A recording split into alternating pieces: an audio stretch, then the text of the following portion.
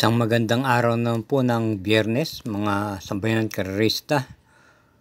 Balik giya na naman tayo, mga Kelos TV, para sa araw na to, June 14, 2024, kung saan may nakalatag na 8 pangarera ang Metroturf at magsisimula po ng alas 5 ng hapon.